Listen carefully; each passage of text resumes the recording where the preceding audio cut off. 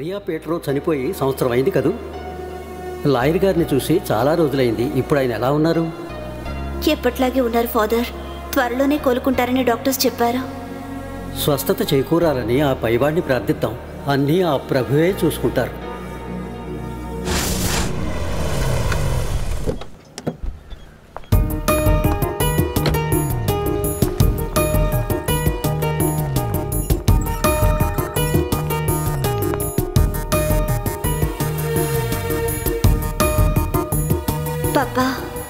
పాపా ఇప్పుడు దేని గురించి ఆలోచిస్తున్నారో నాకు తెలుసు.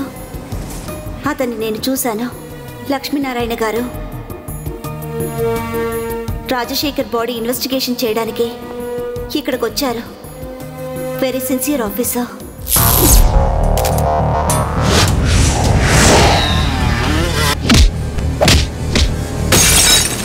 ఆయన కోసం వెతికాను.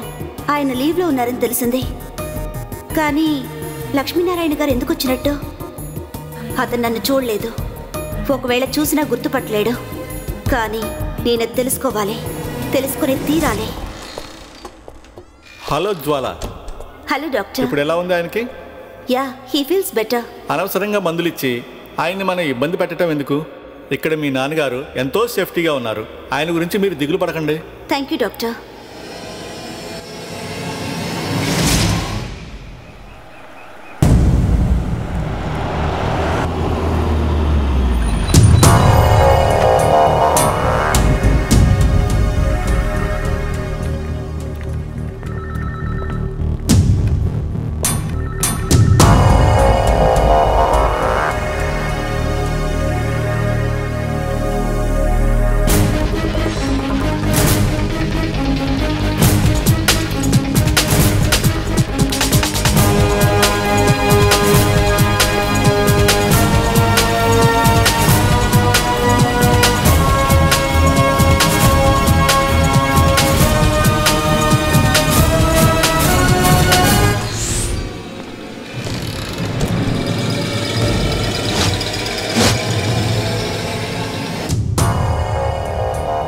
For every action, there is an equal and opposite reaction.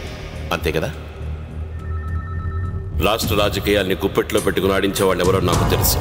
ఢిల్లీలో ఉన్న వాళ్ళతో సహా ఈ భయంకర సత్యాన్ని ఛేదించే సమయం వచ్చిందనుకుంటా. జీవితానికి మరణానికి మధ్య ఉన్న దూరాన్ని మనం ప్రయాణించక తప్పదు. So pray for it. ఒక్కటి ఖచ్చితంగా చెప్పగలను, ఢిల్లీ నుంచి వాడు ఆ రంజన్ ఫిలిప్ ఇక్కడికి రావాలి, వచ్చి తీరాల్సిందే.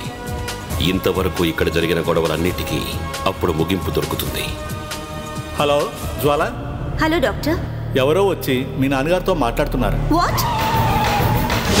Are you sure? అవును జ్వాల, ష్యూర్. ఎవరో తెలుసా డాక్టర్? తెలీదు. తెలుసుకోండి.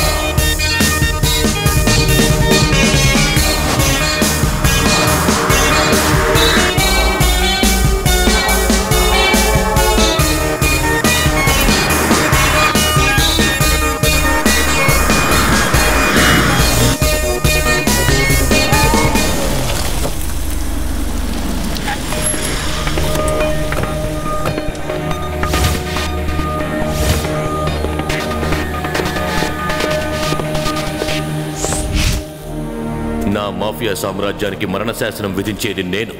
ఎవరు బ్రతకాలో ఎవరు చావాలో నేను నిర్ణయిస్తాను. కానీ ఇప్పుడు ఎవరో నా వెనక. రాజశేఖర్ని చంపడం అది నాకు పెద్ద సవాల్.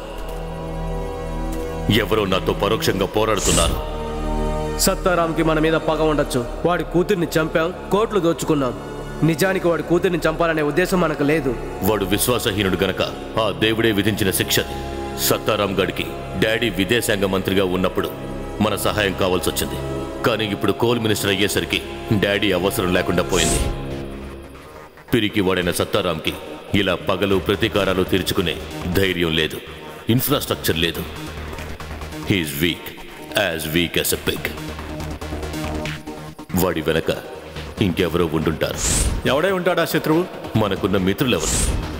ఎవరో మనకి వ్యతిరేకంగా ప్రవర్తిస్తున్నారు. అది ఎవరై ఉంటారు? మీ డాడీ డిప్యూటీ మినిస్టర్గా ఉన్నప్పుడు నేను కరెక్ట్గానే డబ్బిచ్చాను కదా. డాడీకి ఏదో పొలిటికల్ సెట్ బ్యాక్ వచ్చినప్పుడు గతాన్నంతా మర్చిపోయాడు వీడు, అంతేగా. ఆ కొత్త మంత్రితో చేతులు కల్పించింది ఎవరు? అది నేనే.